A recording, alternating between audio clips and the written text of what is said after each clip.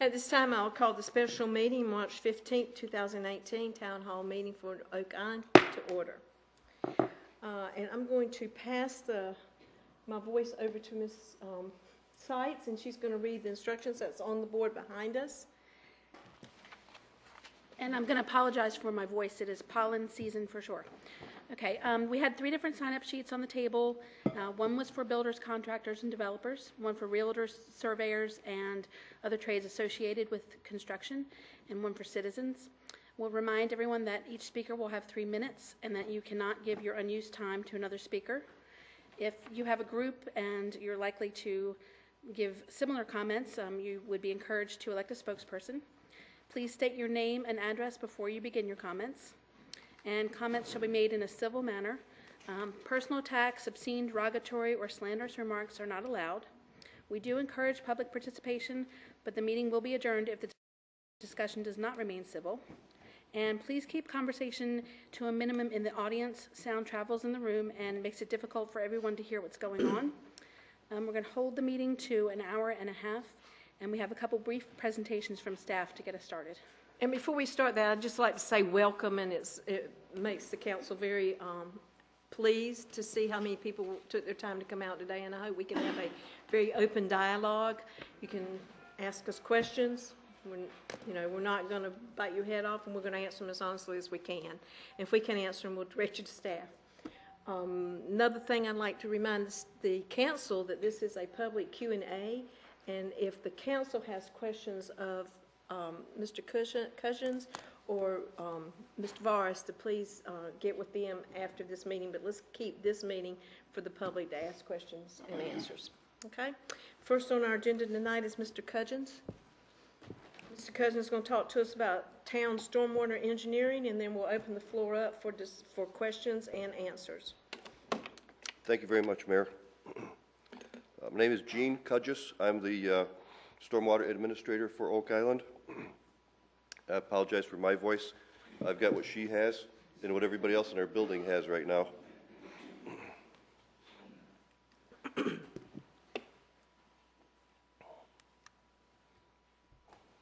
Okay. The purpose of this presentation is to give a brief overview of the town's stormwater program and with it what we call the management plan.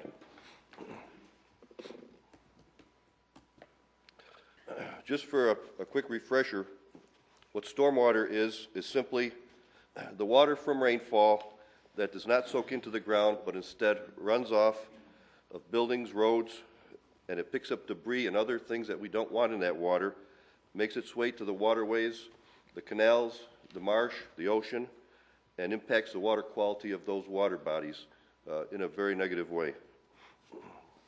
Most all of us are here because we enjoy the water, and it's something that I think, as you'll see from the effects of stormwater, it's something that is easily ruined, and we really need to pay attention and protect it.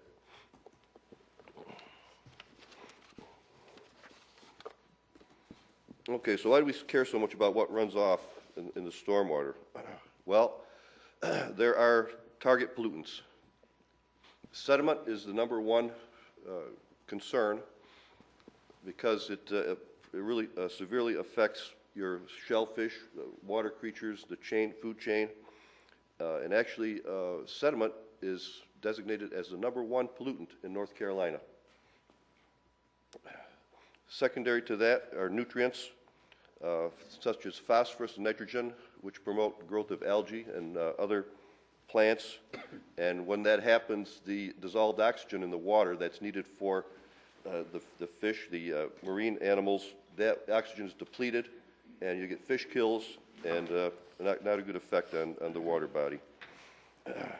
Another source of nutrients is landscape practices, commercial and at our homes. You've probably seen some of these signs for smart yards. One of the ideas behind that is that owner is using minimal, if any, fertilizers on that property, using minimal, if any, water, and as a result has minimal, if any, runoff from their property. And at the very bottom of that, you see animal waste. Unfortunately, that's a big component of pollution of our waters. So please pick up after your dog. I think we've all been on walks about where we see people with dogs that dog does its thing and the owner just keeps walking. There are other pollutants in the stormwater. Just briefly, organic matter, bacteria, oil and grease, all these things that flush off, what we call the first flush of a rainfall on those impervious surfaces, the roads, the rooftops, sidewalks, anything that does not allow the water to soak into the ground. Okay, so why are we here? Well, the town of Oak Island has a stormwater ordinance that came about from our having to have a stormwater permit. This all started back with the federal government in 1972 and progressed through 87 and was then delegated to the states to keep this program going. And it requires this stormwater management plan to reduce the discharge of pollutants, mainly to protect our water quality.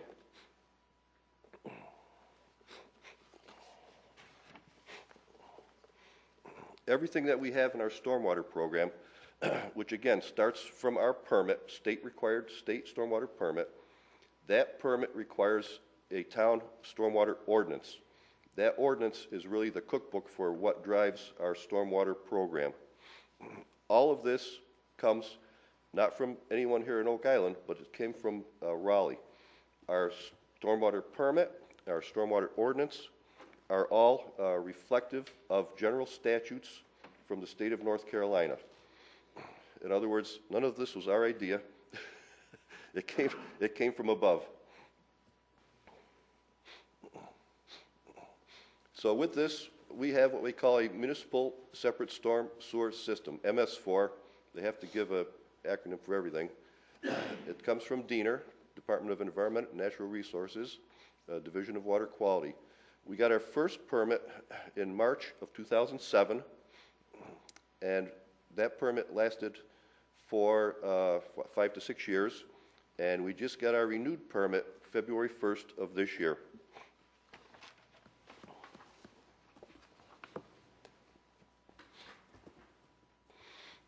So what do we have here on Oak Island?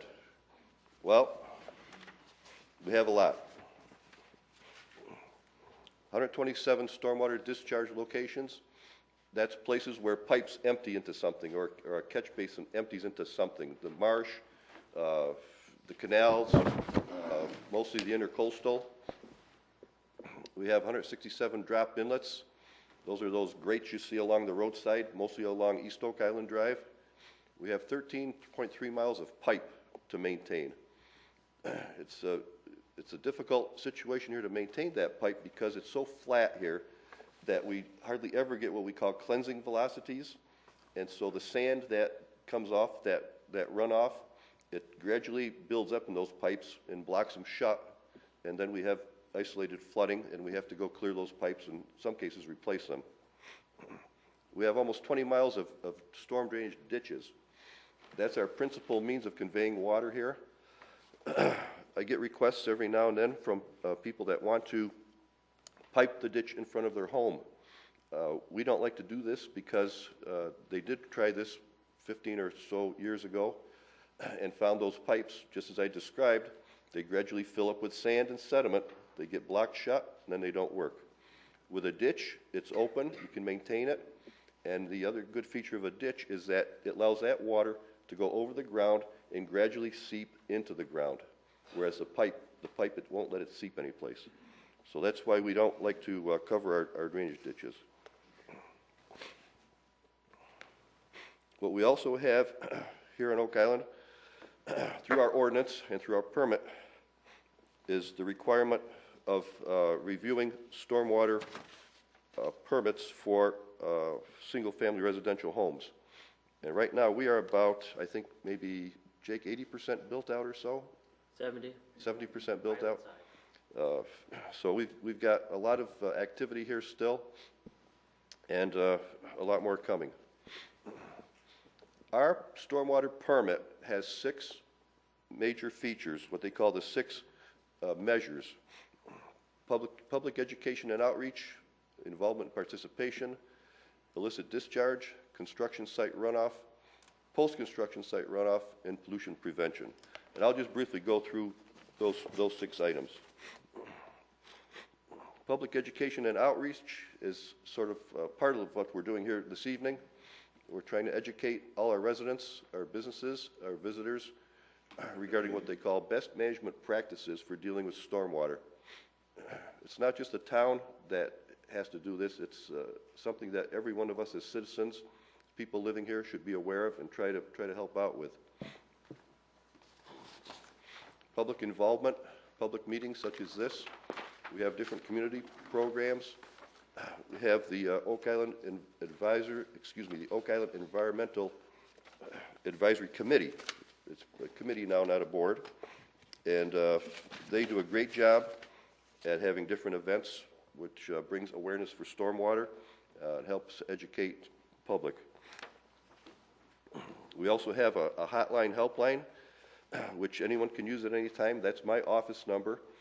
If you have a question about stormwater, or if you see anything that looks out of place, or you just want to make somebody aware of regarding stormwater, you can please give us a call at 201-8008. Public education and outreach, we have different workshops from time to time. You'll see these advertised in the rec center, the library, and other places. How to install a rain barrel, how to put a rain garden in. Illicit discharge detection and elimination. This is also part of our ordinance, where we have the authority to, if there's pollutants going into a storm catch basin, we can make that person or persons stop and make a correction.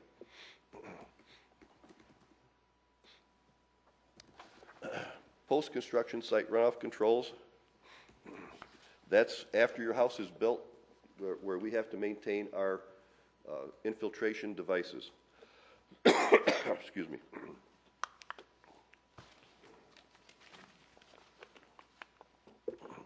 We do plan reviews for every individual stormwater site for residential properties. As of today, I've been doing this since July of 2016. Today I did number 643. So in less than 2 years, about a year and 8 months, 643 brand new residential homes being built here on Oak Island. Each of them are equipped now with stormwater devices to retain first 1.5 inches of water. Pollution prevention and good housekeeping, that's a portion of the permit that falls on us as a municipality, where we have to make sure that our parking lots, our facilities are operating the way they should. We conduct staff training for our employees and how to look for things, the operation of these facilities, how to properly clean your vehicles without causing pollution to the waterways.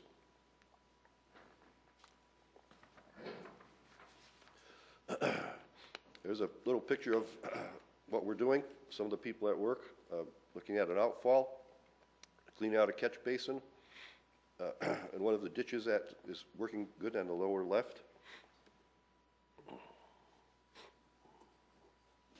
And that's it. That's a brief overview. And that's our stormwater program in Oak Island.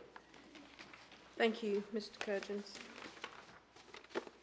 And we're going to open the floor up, and we're starting, I don't want the public to think that we're picking and choosing, but we started with categories, so when it got to the public on the third section, you'd be able to ask the questions after hearing from the builders and realtors or whatever other trades. Mayor, I think we had a presentation from Mr. Varus as well. Brief Oh, we're presentation. going to hear both presentations before we ask questions? And if I could note for the record, I'd neglected to mention earlier, Councilor Bell was sick and not able to be here tonight, and I wanted to note for the record that she's excused from the meeting. All right, thank you very much. So you want me to present Okay, now? I apologize. Excuse me. Go ahead, Jay.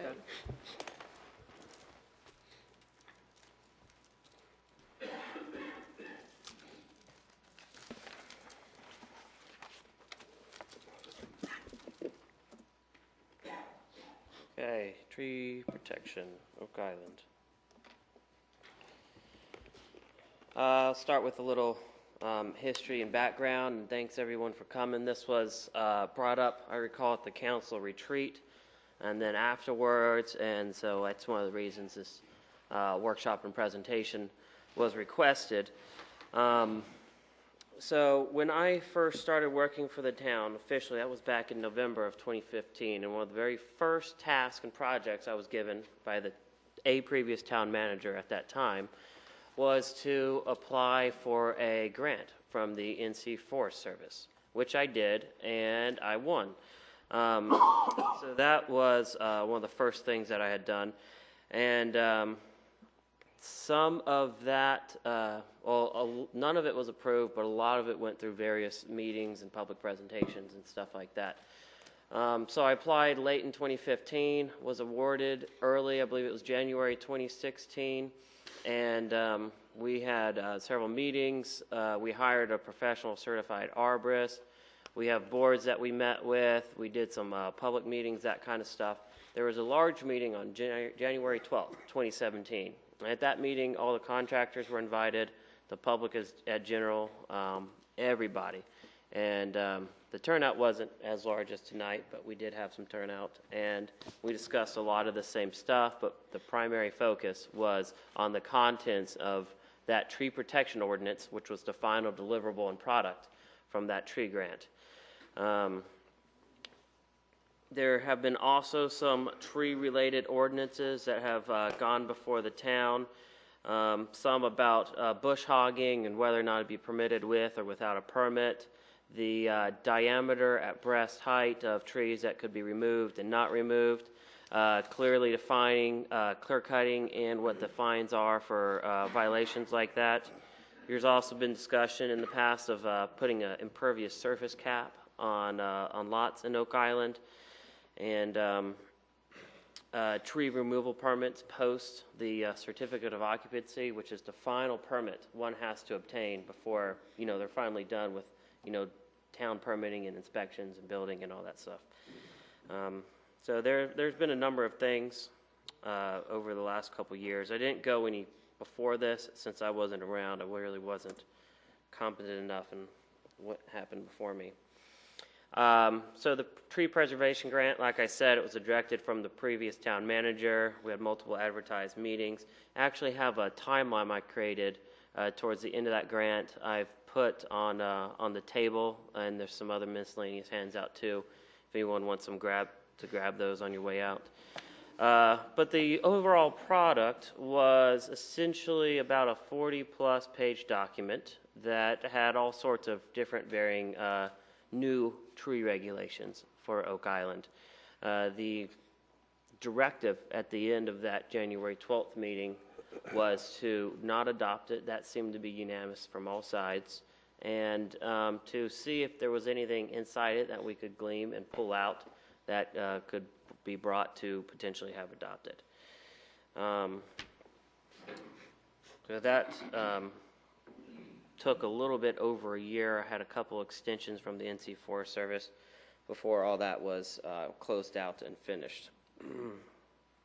One of the other things that actually also came from it was a preferred tree species list. We have actually several out there. So this is the grant timeline that basically outlines all the different meetings that were open to the public and action items and things like that, broken down by month.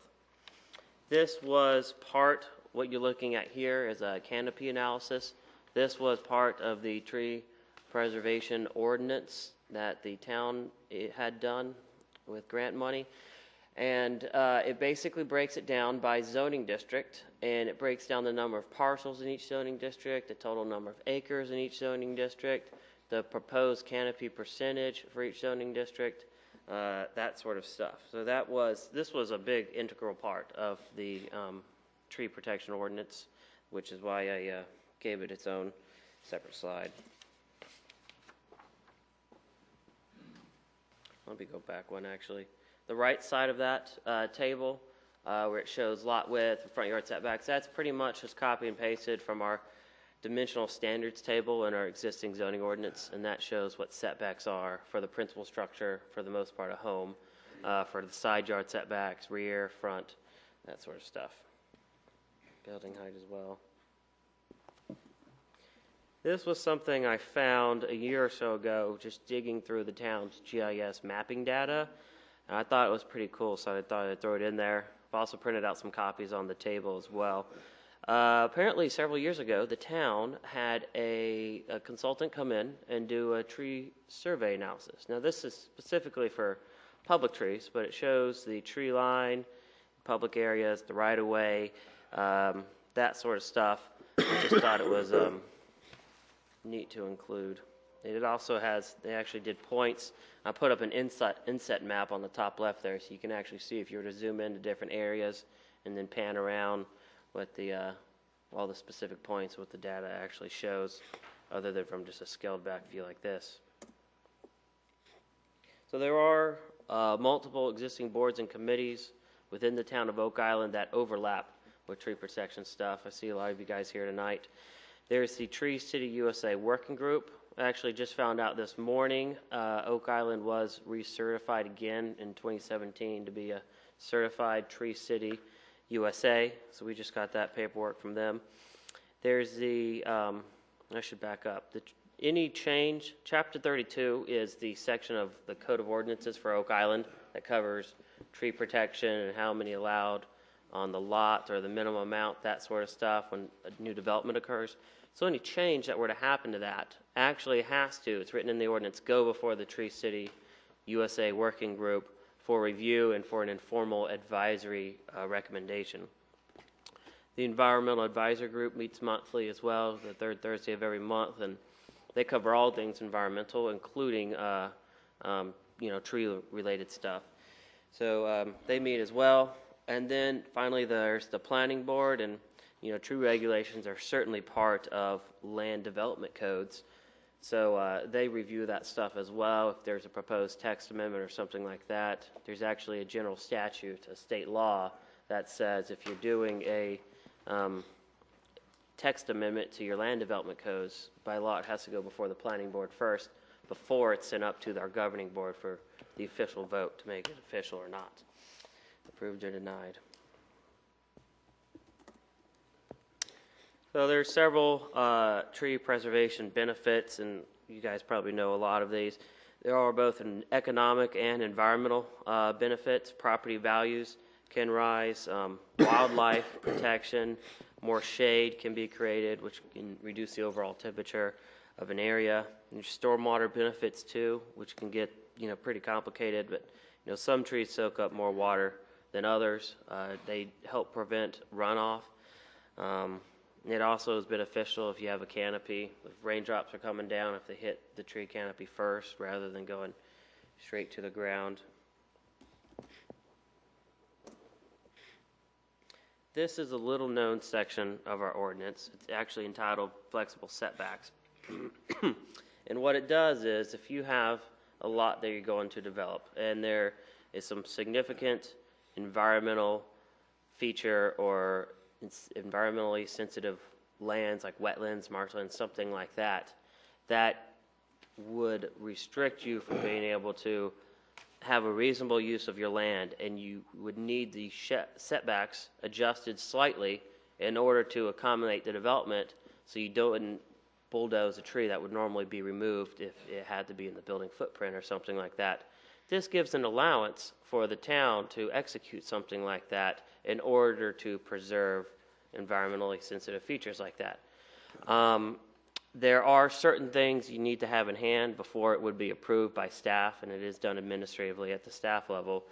First we would do a site visit, take photos, see what was actually out there, and then we would also require a survey that showed the before and after setbacks. It doesn't minimize the total amount of setbacks or buildable area that you have to do. Say it allows for 1 foot in the side yard setback to be shifted over. Therefore, the other side yard, is where it would typically be an 8-foot side yard setback, now becomes 9 if you move it over by 1 foot on the opposite side, just as an example. So there's allowances there, and there is a total cap setback on it. I believe it's 25%. So hypothetically, you couldn't just move the house all the way to the very front property line by the edge of the road or something like that. And we also require other than the photos and the survey, some sort of deed restriction or conservation easement, something of that nature that essentially mandates that the flexible setbacks you obtain to save that environmental feature or a tree or whatever it happens to be, after the house is CO'd, it doesn't just get chopped down and you get a loophole from the setbacks. It sets in place forever that it cannot be touched or messed with unless it becomes, a hazardous tree or something like that, that maybe hurricanes come through, it's at a 45-degree angle about to die or something. Other than that specific scenario, we require that as well before we would issue something like this. And this is all done before, construction begins. That's flexible setbacks. So Oak Island's existing regulations, I call it the 1450 rule, but basically you take the total lot size and you divide it by 1450, and the resulting number gives you the amount of trees when you're developing that have to be marked and saved on that piece of property. Typically, given the average lot sizes around here, the number is anywhere between 4 to 7 or 8 or so. Commercial landscaping regulations work a little differently. The 1450 rule is for single-family residential properties, which is 80+% of the island side of Oak Island anyway. And the UDO does change the commercial landscaping regulations, makes it much more specific, improves it. The UDO is our acronym for Unified Development Ordinance. It's something we've had a consultant prepare for us. We have a workshop on, I believe, May 11th that is open to the public. Everyone is welcome to. It's a Friday, and it's at 10 a.m. And yes, May 11th. So put that in your calendar if you're interested. I'll be doing another PowerPoint presentation and a workshop about that, and all this kind of stuff. I'll be covering it as well whenever we get to that chapter.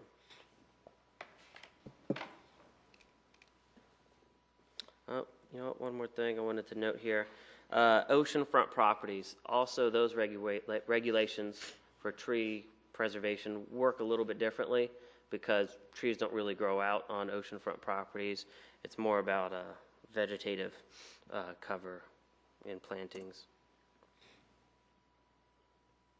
So I wanted to give you guys just some examples of, to give you a visual of the type of paperwork we have in our permit applications. And this is the kind of stuff we look at and we sign off on to verify whether or not it's compliant or not. On the left side there is part of the application that staff actually reviews at the top where we note the date we reviewed, the number of trees to be remain on the site, and whether or not it's approved or denied, and why so. And the survey on the right is sort of a typical survey. You see those dark, actually I'm going to try to use a pointer here if it works. Nice. So these dark areas, it's kind of hard to see, but this is stormwater. Tell me if I'm wrong, Gene. But That's correct. Okay, yeah, so that's stormwater on the side. And then these squares you see right here, 1, 2, 3, 4, 5 of them, 9 by 18 in dimensions, that is the parking. And then this box you'll see right here, that's the actual principal structure, the home. And these dashed lines inside are the setbacks that are required. They go all the way up to here. This is a waterfront parcel. And then, of course, the property lines, and there's Yacht Drive right away, East Yacht. It's actually a corner lot in this scenario because you have one road right away here and then another one down here. So this one's fairly typical, minus a corner lot. So we look at this and the additional paperwork they submit that show where the trees are. There's all sorts of things we actually look on the survey other than tree stuff. We would review parking and driveway requirements and a bunch of other things. I have a very thorough checklist that we use and we include in every single development permit application to make sure everything is covered and nothing is missed. So on the right side here, this is a template that they can use where it gives an example on the far right over here for trees to be removed and then trees to be left or trees to remain. So they can draw it in. And it's really just a matter of us calculating, based upon that 1450 rule, the number of trees that have to be on the property and comparing to what they've submitted. And we count them up, and if the number is right, great. If the number is not, we deny it. We give them a call and say, hey, you need 3 more, or just whatever the situation happens to be. This one on the far left here is just another example. Sometimes they do an actual survey and have the surveyor mark them, and that's fine too. Heck, that's probably even better. As long as it's clearly visible and identifiable for us. And there's more about site visits, but I'll get into that in a little bit. I was requested to look into a few tree ordinances, some specifically from other towns, so I thought I'd just cover those a little bit. Let me find my place here. So their buffering requirements are a bit more extensive than ours, but nothing I saw that was that we would really pull over and be of great help. They did have something I've seen before that 1 year after the CO is issued, a tree cannot die. That would be, I think, difficult to enforce. Tracking it would be pretty tough. I don't really know how we'd go about doing something like that. All in all, it seemed less restrictive than our existing tree ordinance, and it seemed fairly standard and minimal. Nothing really super important seemed to jump out at me. The city of Wilmington, theirs is much more complicated. They give credits for trees that are not otherwise required to be saved and preserved, if you elect to do so anyway. And the tree credit stuff isn't applicable for single-family residential lots.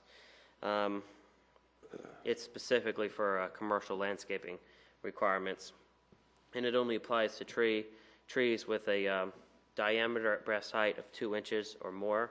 And diameter at breast height was fairly self-explanatory, but literally at breast height, if you walk up to it, if you measure the diameter of the tree and it's a minimum of 2 inches, that's what your DBH is. That's what it stands for.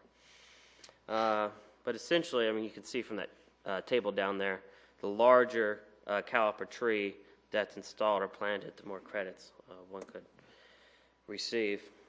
I'm going to be on this slide for a minute here. It's a bit longer than the others.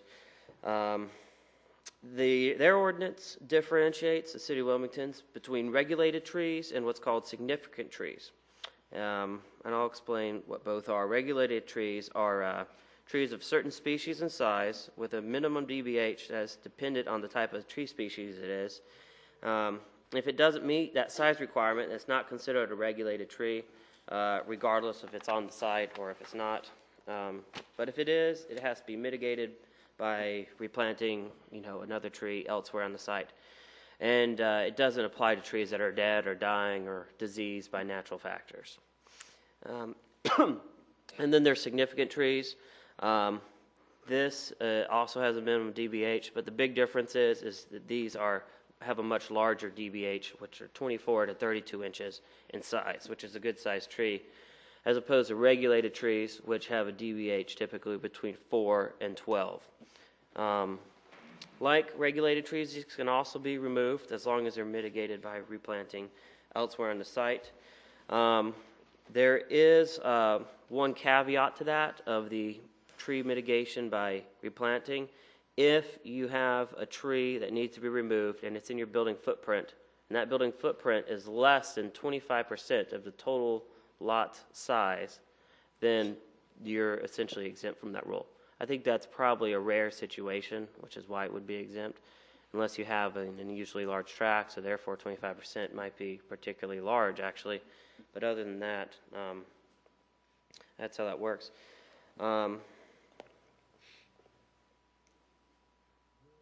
Also, if for regulated trees, if they are in a location that's deemed an essential site improvement, is how their ordinance words it, and they have a separate definition for it.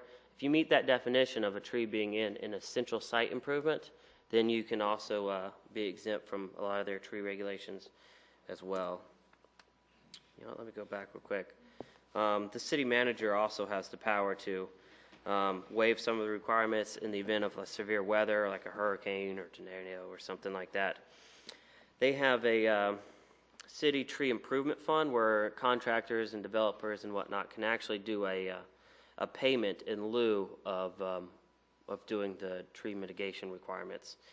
And they do allow parking reduction in certain areas depending on what staff determines, if it means saving more vegetation and trees for commercial developments. And they actually mandated 3-year healthy tree life for construction on commercial sites as well. And if in 3 years that tree dies, it's pretty much just have to replant back similar size and similar species as well. So there's definitely a lot of commonality between, well, in some places there's some overlap between Wilmington's ordinance and ours. We both encourage native species. We both have what's called a 20-foot site triangle. So if you have a corner lot, at the corner you measure 20 feet each way and basically make a triangle there. And anything that would obstruct visual view of traffic or whatnot, if they were coming in or out, wouldn't be permitted. They also withhold COs until compliant. They give options for people to have a variance if they, deem one as necessary. Their hazardous tree language is similar to ours, and they don't allow public trees in their town right-of-way to be removed without permission first either. So this is my last slide. Virtual clear cutting. It's an interesting term. I'm not sure if there's really a foolproof way to make everyone happy. The staff will put together whatever council directs us to do, and I guess can be debated there, assuming none of it violates state law. We can always amend the ordinance as it is currently written. There are a lot of limiting factors on Oak Island. Just starting with the basics, lot sizes are typically small, 50, 55 feet. They even go smaller than 50 feet in several cases.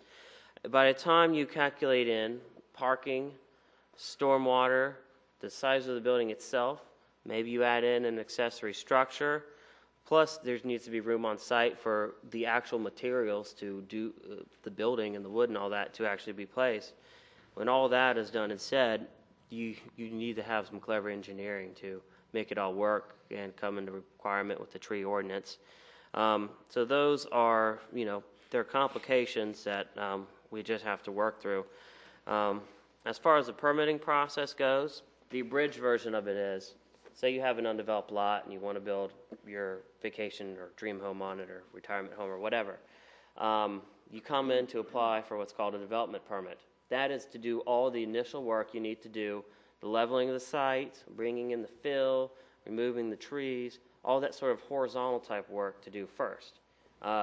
We review that at the zoning level before they can get started, and assuming everything's 100% compliant with our ordinance and land development codes, we issue it.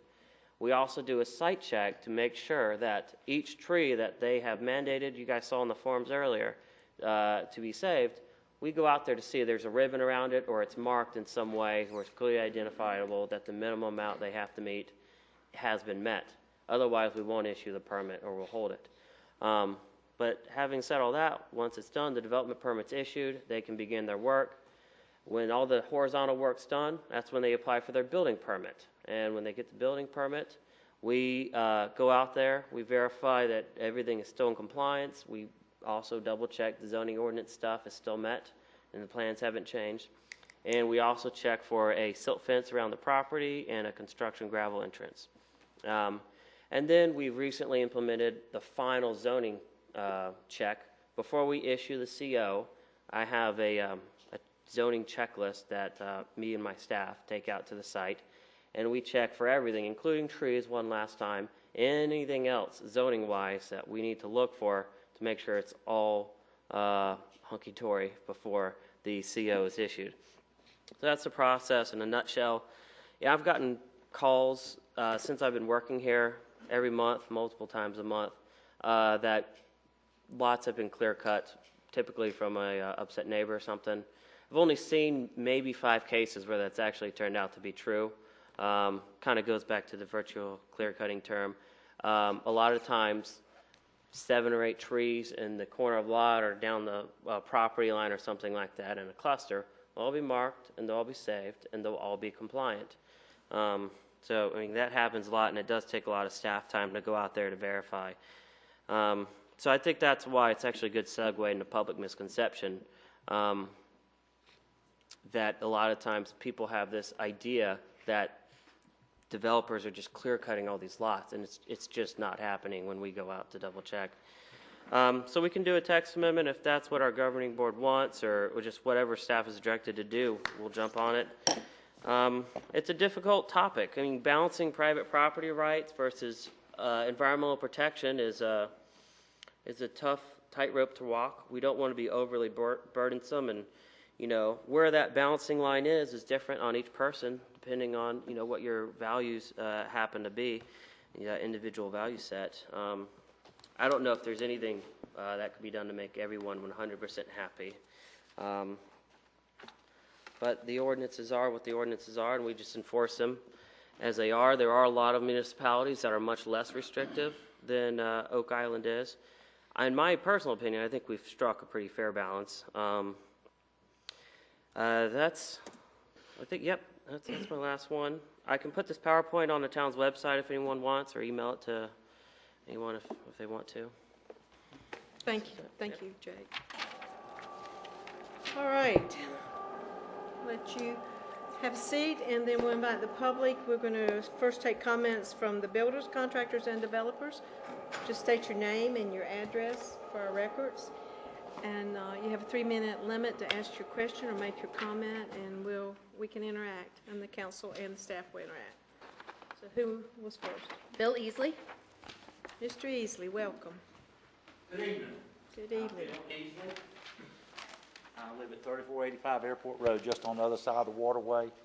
I'm either owner or part owner of several lots here on the island. Been a contractor here for 30 years. One of the things that, if you look here at our stormwater ordinances or requirements and our tree ordinances, they run counter to each other. When we're building, we end up having to dig to put the pits underground. When we dig, we've got to disturb soil. When we disturb soil, we have to end up, cutting roots or getting trees out of the way so that we can, do that requirement. When we went to a sewer system here, I don't know of a single builder that wasn't thrilled that they could continue to, or that they could leave more trees on a piece of property. It used to be we had to clear for the house and for the septic area. We virtually have to disturb the same square footage for our storm water retention that we did for the septic. It just wasn't all in one spot. I don't know of a single builder that goes through here and just cuts trees down helter-skelter. And you already have a tree ordinance where Jake showed up there where we have to mark the trees. And when you start getting into this flexible setbacks and things like that, somebody comes down here to build a dream house or their vacation home, and now all of a sudden we're going to start sliding into the setbacks. And in many cases, you can't do that because that's a fire code problem if you get less than 8 feet from the property line. I would really implore you that whenever you have some kind of question come up, if you would do your due diligence and speak to any contractor about how what the real world effects of some of these things are. When we get down to the stormwater thing, I would also ask that you direct staff to look more at the soil morphology of the different areas. Silt fences are fine when you need silt fences. When you've got a ditch that keeps getting filled up because of runoff, that's fine. But you get out here on West Beach Drive, for instance, and you're building a house and all it is sand, you're never going to get any runoff. That you cannot possibly. We used to wash pilings in with a fire hose, and you couldn't get a place over 10 feet around it that was wet. You don't need a silt fence where the soil will not flow. I understand that rocking it in so that you're not tracking out onto the pavement, but there's all sorts of areas that we're just putting silt fence up because one size fits all. And you and I both know that that's really not the way to direct an ordinance. I sure do appreciate it. Thank you. You're welcome, thank you. Curtis Skipper.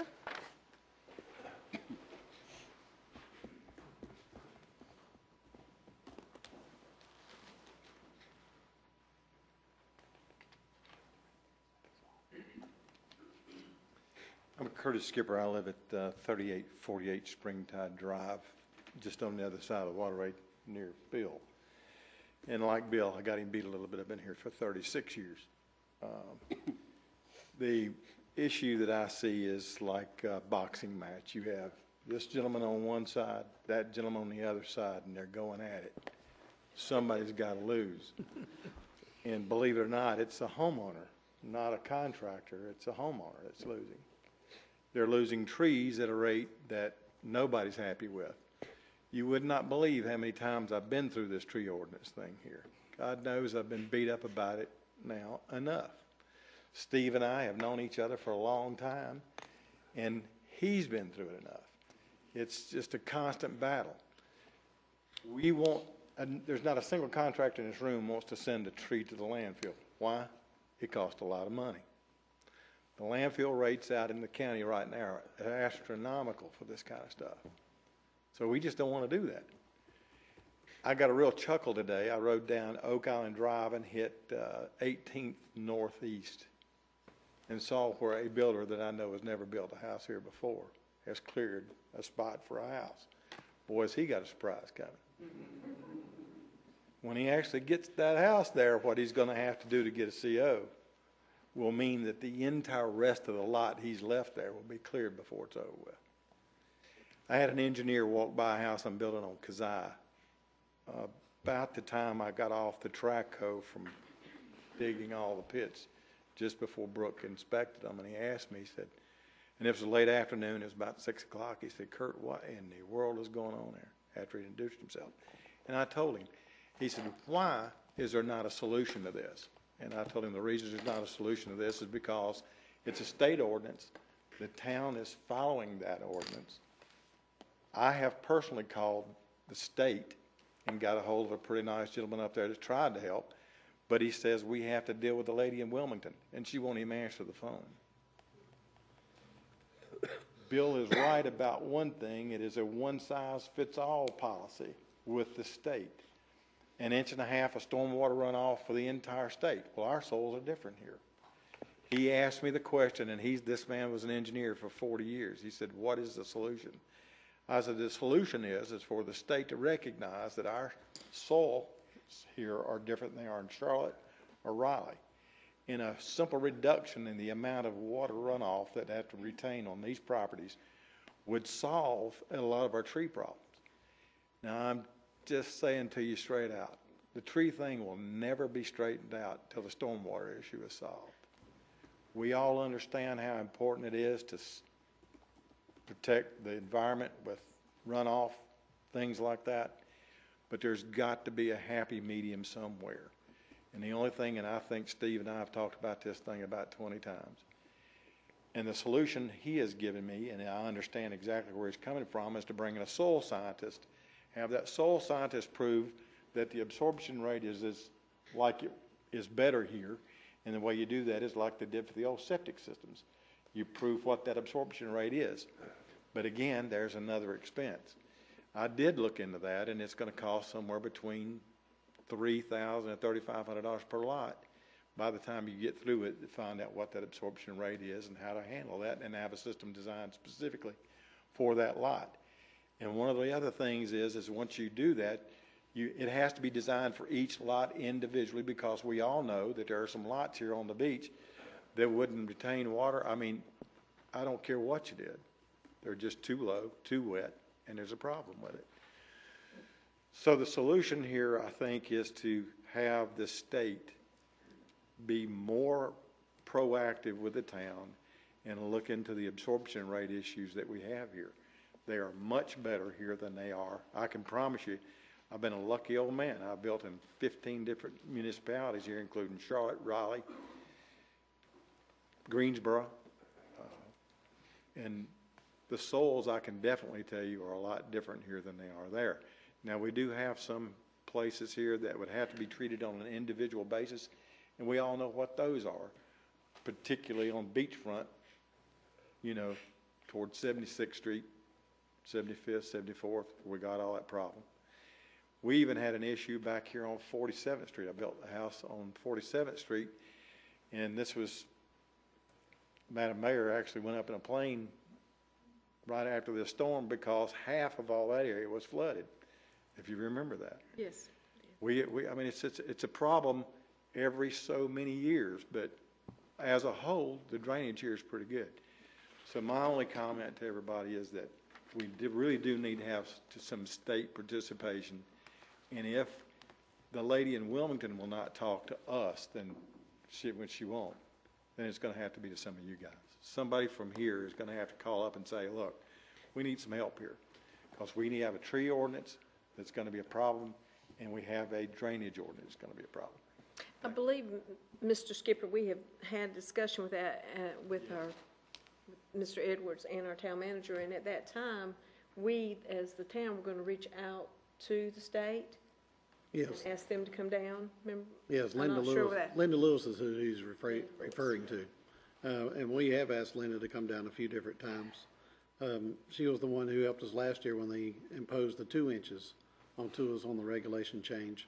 And they allowed us to go back to the 1.5 until we could come up with a solution. But Linda has not come back to the town. We have talked to her a few times about some other projects within the area.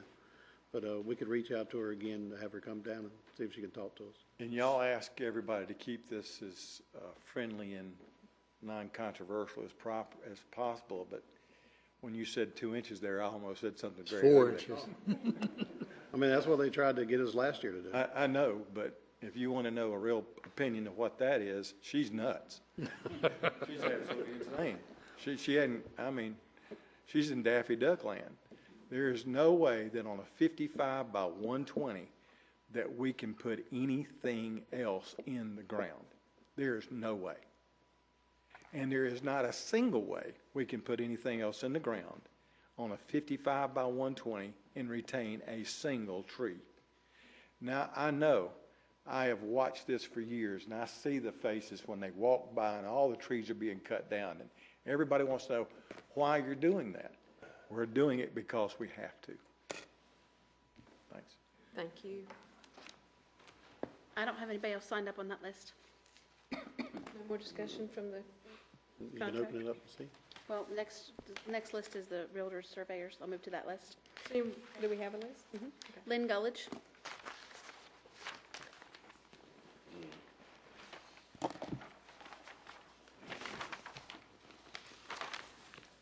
Good evening, Lynn Gullidge. I'm at 126 Southwest 5th Street here on the island. I've been a resident here for going on 13 years. I'm a business owner, property owner, a homeowner, and like many, we all do share the concern for saving as many trees as possible. Of course, I'm in the business of selling real estate, so that's what I do for a living, and we work with the resale of existing homes as well as the new construction businesses.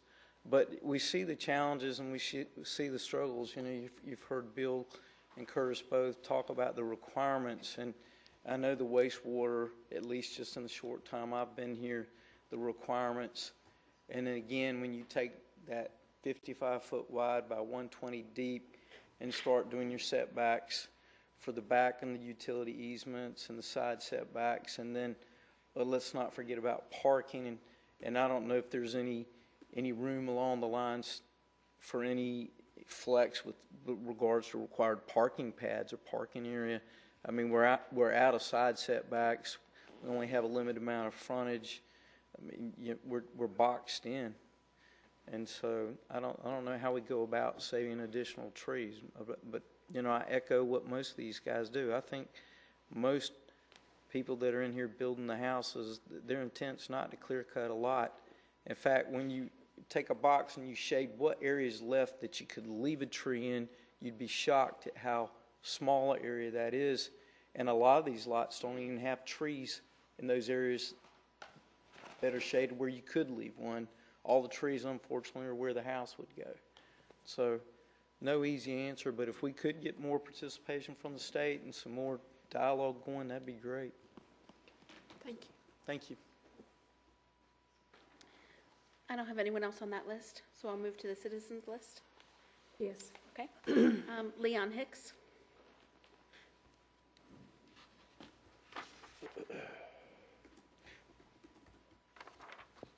Welcome back, Mr. Hicks. You look familiar, I do. and I think I'm gonna see you tomorrow too. Familiar. Well, I'm Leon Hicks, 4024 Barnes Bluff. And it's been real interesting listening to the dialogue of what we're trying to do to basically protect what we already have. But let me say, first of all, that none of this applies to the mainland. And notice everything that we're talking about here is strictly what goes on the island. And when I look at this map, of course, I guess we have no trees on the mainland. So the main thing, though, I wanted to get across, though, is that protecting what you have certainly is important, but the question I have is, so where are we going in the future? What is the plan in order to basically promote more trees in Oak Island? And what I mean by that is we simply need a master plan, if you will, of really what you want to have in terms of the number of trees within the island. And it's not just on the lots. The town, for example, has a lot of right-of-ways.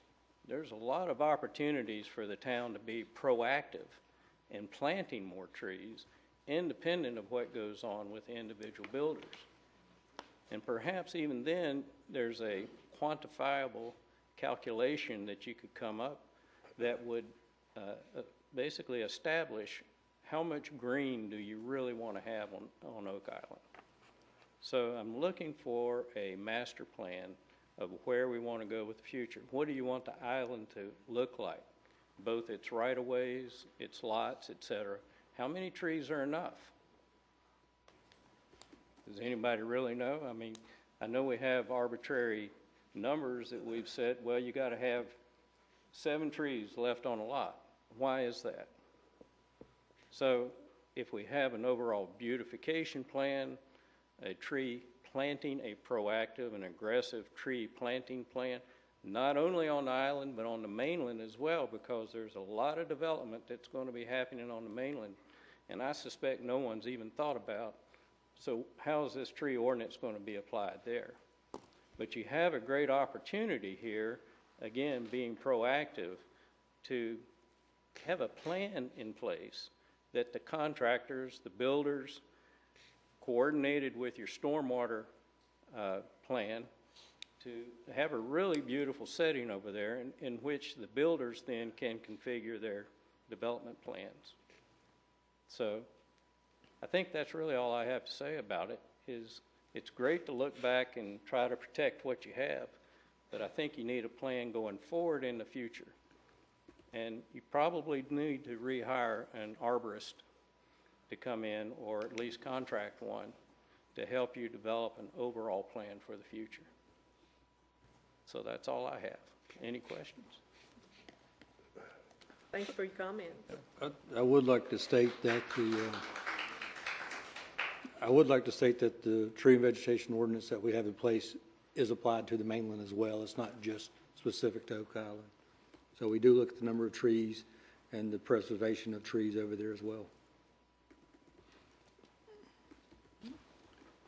Okay. Mike Pratt.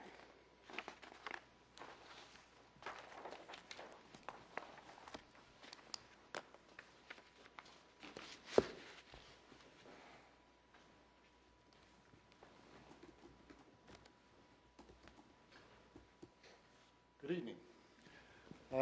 I signed up over there because I thought if I had something to say and I didn't sign up, you wouldn't let me speak.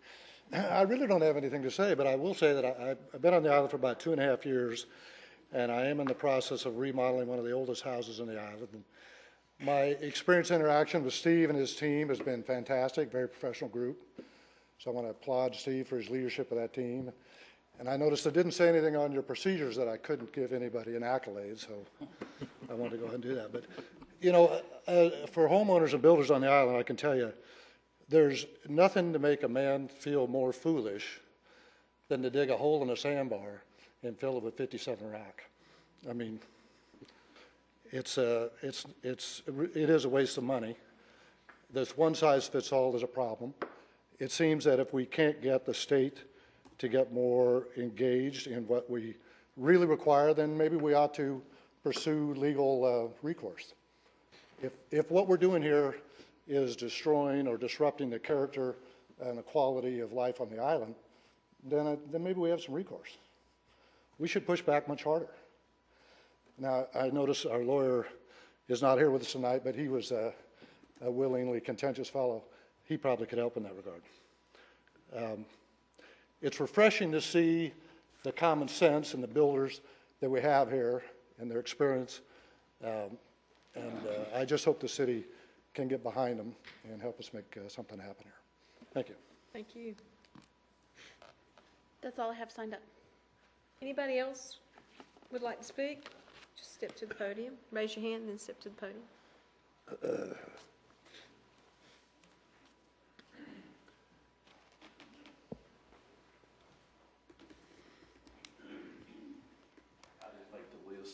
So, That's all right. Scott Buff, I'm the owner of Buff Builders. I've been here for 15 years. I live on the island. I'm at 109 Southeast 36th Street. And what I would like to add to this is that all of this stuff that we're putting in the ground, we're killing these trees that's been here for 75 and 100 years that we're never going to get back. And not only are we cutting these trees down and putting all this stuff in the ground, but there's also nowhere to plant nothing back. So 2 or 3, 4, 5 years down the road, when the next homeowner wants to plant something, where are you going to put it in the ground? And I'm not really sure that the audience knows, but all of those shaded boxes that was on that survey, most of those are 4-foot pits, 3 foot wide, full of 57 stone peanuts and plastic pipe. If you haven't dug one of those up, you need to, okay? So that's my point. 65% of these lots don't even run into the stormwater drains, and the ones that flood are always going to flood. It doesn't matter what you do to them. You can dig down 12 or 14 inches in the ground. There's water right under the sand. So my point is one, don't apply to everything, just like what Bill and Curtis said.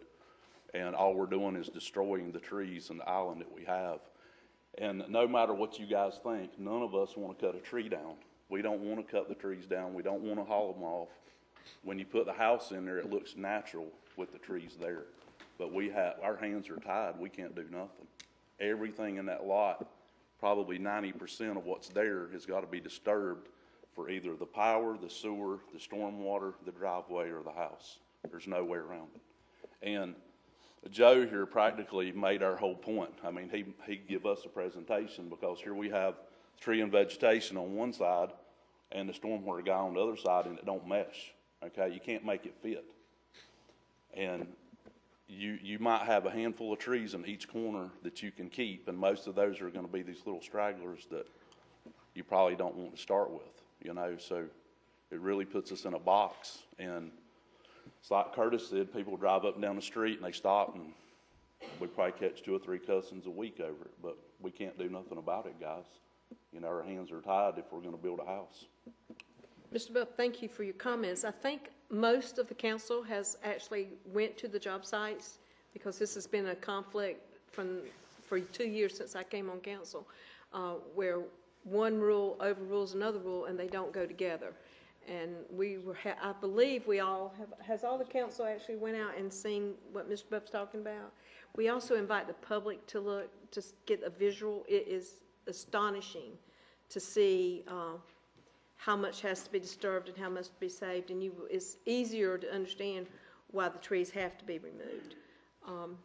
Mr. Buff, question. Have you had an opportunity to dig up any of these peanut things and I've seen them put in there? What happens after a period of time with those, or what does it look like? Well, we've had to dig them up because we actually put them in one of the lots that was wet, and it rained before they got inspected, and we had to dig them up. But basically, they're encased with some small plastic, and it just comes apart over time, and it's just a disaster. I mean, we can't even plant back, you know, when you're done. So not only are we cutting the trees down, it's been here forever. And don't get me wrong, a lot of the trees has got to come out anyway, but where we used to have to disturb 60% of the lot, now we're doing 90% just to put the stormwater in. So, you know, we're destroying everything that we have on the island, and you can't even plant it back for the future. And once those trees are gone, they're gone. Anything else? No, just want to thank you for your comments. Thank It you. seems like we need to lean heavily on the state to try to change some of their rules, which is, sure, this lady, and then.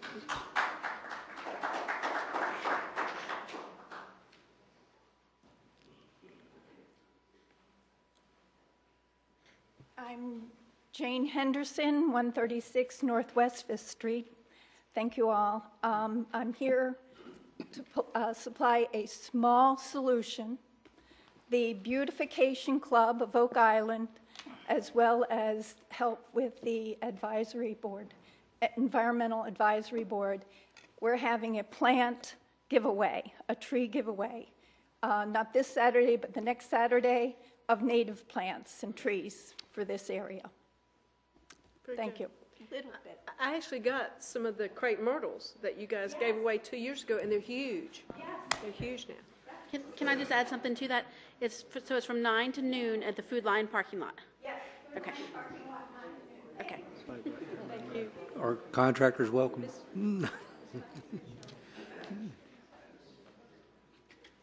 You're next, Mr. Curtis. Let Ms. Huff, and then you.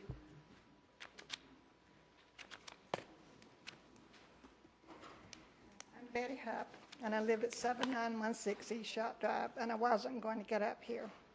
But I need to say what's going on and what's the problem. Listening to all of you, the builders and everybody else, we're building too big a house on a too small lot to begin with, and then filling in wetlands and filling up lots and not leaving the wetlands and not preserving what we have. That's what's going on. The houses that were built, the house I live in is 1,200 square feet, not counting the porch. And I do well, and I can live well. So we're building too big a house on too small a lot, and we're filling in wetlands and destroying our natural habitat. Thanks. Thank you. Mr. Skipper? Just come on up. I'm sorry.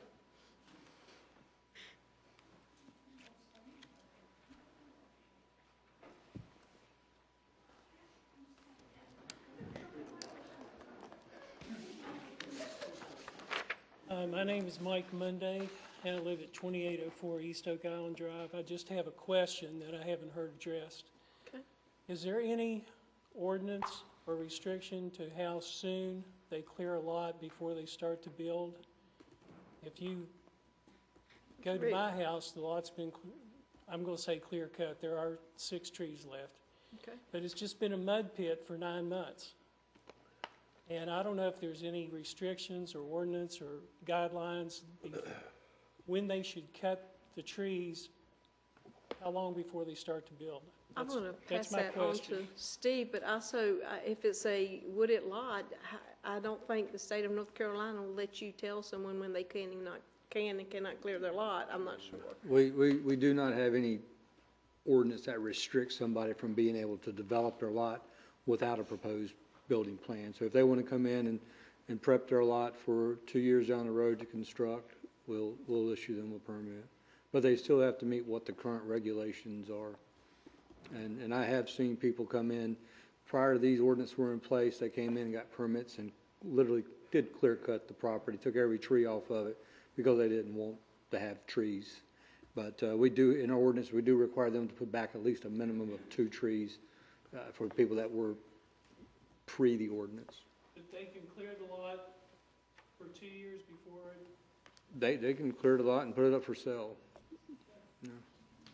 That's more of a state tie your hand type of issue. Yes, sir.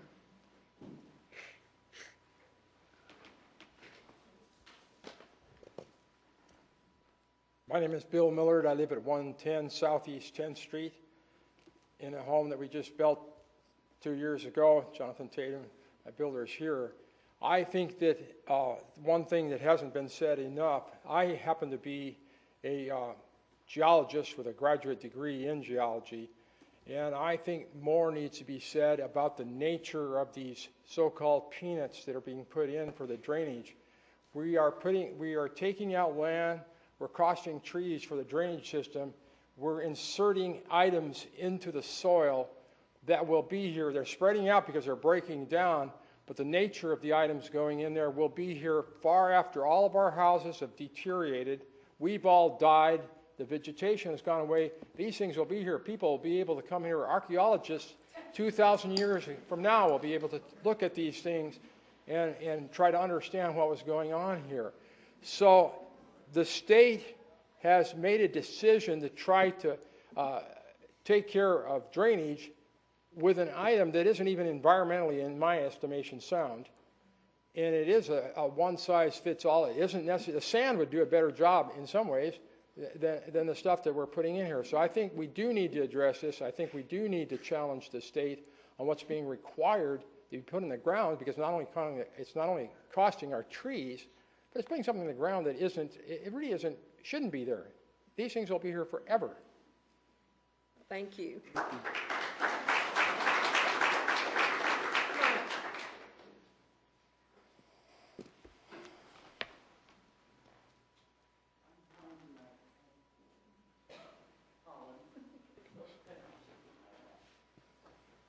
I'm Joyce. Hello. Hello again. Hey, Joyce. Hi. I'm Joyce Griffin. I live at 116 Northeast 16th Street. I pretty much had, I'm so glad we had a chance to coming together tonight. I have still questions I would like to have asked probably some of the contractors. Maybe some are still here so that they could answer some of those questions. I'm sure if they can, they'll be happy to. Right, okay. I pretty much said everything I wanted to say if you read yesterday's pilot, okay. Letter to the editor. That was my concerns, the grave concerns. I won't go through that again, but now I gotta switch glasses. Okay. This is not organized, it's only 3 minutes. Okay. I don't know why the tree ordinances were not adopted current, the ones that, why everybody, they were just denied. Historically, there were ordinances at one time. If I talk to people who are long-term residents here, I think it maybe is more of a societal thing where people did, at that time, they kept their trees, and the qualified tree surgeons would not cut them down, but there were renegade people that would do anything for a buck. I think the citizens were more responsible then too in adhering to the ordinances. I think now, not everybody is as law-abiding as they used to be. You'll find somebody that will cut down trees which really don't need to be cut down. Those trees are there for a reason. I think that the beautification committee, as well as the rec department and the home extension, North Carolina Home Extension, are really trying to work with us, these citizens. So simple. Choose low maintenance native plants. Keep every tree possible. They filter pollutants, as we know. They provide shade. They reduce heat. And our large native trees, we must do everything we can to keep them, or else, like I said yesterday, we won't be Oak Island very, very much longer. Impervious surfaces, and I'm so glad to hear more about these things that they're putting in the ground. It's almost like putting in styrofoam cups. It sounds like things that will not leave. They'll stay with us, forever. I didn't realize that's what the storm pods were. I don't think that's good. Okay, now, this is before a contractor. Our absorption rates, somebody mentioned absorption rates. Is that the same as perk tests? Yes. Okay. So perk tests are done here. It's the first place I've ever lived, and I've lived in sandy locations too, but why are perk tests not done? Because septic systems are no longer needed here. Those are for the septic system. Well, you can tell where I've been living all my life. Okay, all right. Last thing, I know because the bell's going to go off soon. what was beautifully said about, being proactive and what do we want to leave behind for future generations. There's a saying, I believe it's a Native American saying, we do not inherit from our grandparents. We borrow from our grandchildren. So what do we want to give to them? Thank you. Thank you. Yes, sir, Ms. Skipper. Just a couple of technical things. Do you mind? How, you feel okay? Yeah. Just a couple of technical things for some folks here. Yet, it is not the town's recommendation of what goes into the ground. It is a stormwater engineer who has designed a system that can be approved by the town. So I want you to know, the town has absolutely not suggested or said what is to be put in the ground. The ordinance reads that something has to be submitted to be approved. So a stormwater engineer does that. It's not something the town has recommended. Number two, and for the lady about the wetland issue, that's called a 404 wetland. And there are federal laws in this country that'll get you put in jail or worse if you backfill a wetland. And all of us that build, all these wetlands are now recorded on maps. And every time we submit a site plan, the surveyor is obligated to mark where those wetlands are and show them on that site plan. We actually have CAMA officers employed by the town, and are great ones, by the way, and they come out and inspect the 30-foot buffers, the AEC lines, any wetlands that are there. And they do that when we're completed with that job. If we have covered a wetland, I can tell you that we're going to be in deep water. Not just deep water with the local folks, but with the federal people. And the last people you want to be in deep water with are the feds. There's a gentleman on Topsail Island that went to prison for backfilling wetlands. He was warned on several different occasions, and the judge finally threw him in jail. I mean, that's how severe that is. You don't do this kind of thing. The other one is, on a technical standpoint for what's going in the ground now, the best example of what's happening there is the health department can help you with that. The one that used to regulate all the septic systems here. The peanut pipe that everybody's talking about here is nothing more than what is referred to as an easy lay septic system, except for it's larger. Easy lay pipe is about 8 inches in diameter. It's a 4-inch corrugated pipe, black corrugated pipe that has slots cut in it, and it has a sack around it with peanuts in it. The ones we're using are 12 inches in diameter. Got that many more peanuts in it. So the technical issues that I would like for everybody in the audience to understand is, number one, the town has not told us what to put in the ground, number one. Number two, that is done by a stormwater engineer who has in his mind or in his technical savvy has said that this is the best way to handle this problem at this point in time. And number three, that system has been used in septic fields now for as long as I can remember. That's why the stormwater people use them. And number four, no wetland that I know of in this town has ever been filled without somebody paying a price for it. There is an exchange program with the federal government that says you can do a 404 exchange. As long as you put in the paperwork, you do that, and then you are, that property that you've exchanged to be able to backfill this property over here is forever forbidden to be backfilled for any reason. So those are the things. Thanks. Thank you. Yes, sir.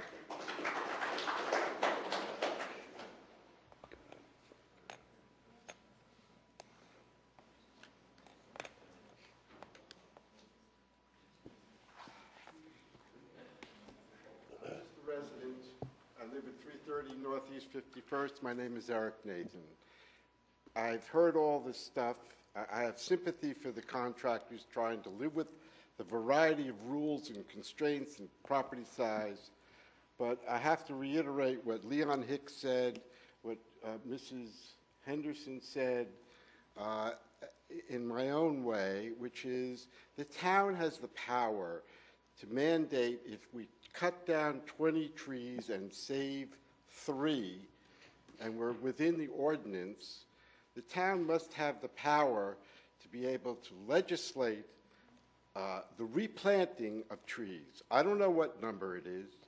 I don't know where they get them from, but the federal government, the state government, we are an environmentally delicate place. And trees are the natural way that we preserve this land.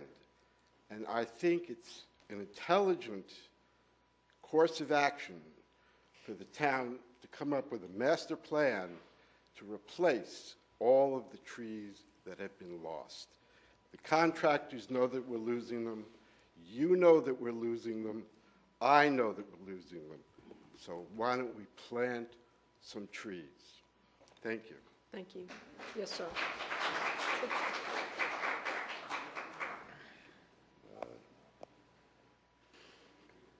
Hello, my name is Todd Tank. I'm the owner of Seacoast Homes. I live at 303 McGlamory Street here on the island. As we're kind of going through some of these things, I hear a number of suggestions, and I'm not going to try and oversimplify the situation, but it seems a couple of things seem very evident, and I guess for point, I'm going to oversimplify. The 1.5 inches of runoff that we use seems excessive for this area. Our soil suitability is very good. So if we can change that, we can reduce the amount of storm drain that we need to do. As far as the Easy Lay product, I'm not a big fan of it. When you put the soil over it, you'll see as time goes on that earth actually drops down some, and that means that it's compressing. So my thought is that at the end of so many years, you end up with a large block of styrofoam, which doesn't serve any purpose. As far as the trees go, honestly, it breaks my heart to look at a lot that I have to clear, see where the footprint of my house is going to be, and look at a beautiful tree and say, unfortunately, that's going to have to go, because by the time I dig out for all my stormwater, the roots will be so damaged, I know the tree's going to die. I would rather not make that decision. I would much rather be able to leave the tree knowing that there's some flexibility as far as the storm drain goes. Now, as far as the chambers go, I think that's a great alternative because it incorporates 57 stone, an open air space, and a fabric that goes over the top that's going to keep some of that soil from permeating into it. So I think, like I say, I'm not trying to oversimplify, but if we could reduce the amount of runoff water that we're talking about based on our soil suitability, if we could come up with a better system, say the chambers as opposed to the Easy Lay, where we could reduce the amount of stormwater that we're going to need, we could enforce a better policy as far as keeping the trees, reduce the cost to the contractors and ultimately to the homeowners as far as what we have to put in for this storm retention system. And as far as the beautification goes, I think that's a great plan. But maybe if we did have some sort of a master plan, if there was some sort of incentive for people to plant. Say we had neighborhoods and there were special trees that we use for those neighborhoods to try and beautify. If we could work that into some of the common areas or the easements or the setbacks, the contractors would have an incentive to put that in because we're beautifying the property. And ultimately, honestly, as a contractor, the trees and the landscaping actually help us sell the houses. So our desire is actually to have a more attractive home, to have the beautiful live oaks that we have. So like I say, without trying to be, I guess, over simple here, it seems that there are a couple of things that we've got, and all of them can be handled if we can come up with a reasonable medium, some sort of middle ground where we can, number one, keep more of the trees, number two, reduce the cost that we're charging for the homes and the amount of stormwater that we've got, reduce the amount that we're upsetting the soil, and also for the beautification process, if we can incorporate something where all the streets have magnolias or whatever it happens to be, I personally would love to be able to do that so that that street is being improved we're gaining more trees, we're reducing the cost of the homes, we're reducing the disturbing of the soil, and we're keeping more natural trees on that property. Like I say, it seems oversimplified, but if we have a plan to work towards that, I think everybody's going to end up a lot happier, and we're going to end up with a much more attractive and more pleasant place to live. Thank you. Suggestions, thank you. Anyone else would like to speak? So, step to the podium. Yes, sir. Please do.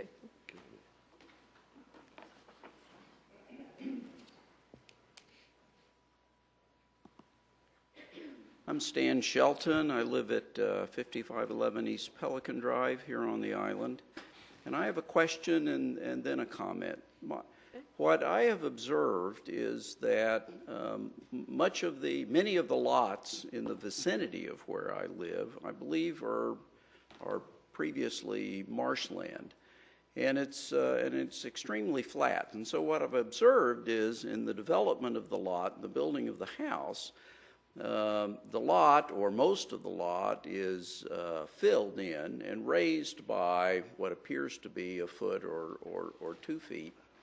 And in the process of doing that, it alters the drainage pattern for all of the adjacent lots. And so my question is, what is the requirement to mitigate the altering of the drainage patterns for the adjacent lots? Or do we have such a requirement? Mr. Edwards, would you like to speak to that? Gene or me? Either one, whoever, whichever one's the expert. I think if the land is going to be filled over a foot, then you have to have an engineered grading and drainage plan submitted as part of your application. And the bottom line to that is that you cannot shed water onto adjacent owner that never used to go there before. And that's what's checked for. You can raise that land, but you have to contain the water through ditches or infiltration devices on your property. So that's been my experience in previous location, is the requirement to ensure that no additional drainage occurs onto an adjacent lot. My observation is that that's not happening here in Oak Island. So I put that to you all. Second comment is that I would second the comments that have already been made about doing some proactive planning on the part of the town, and not trying to rely on preservation of tree cover simply through regulation of development. But let's be proactive about it. Thank you.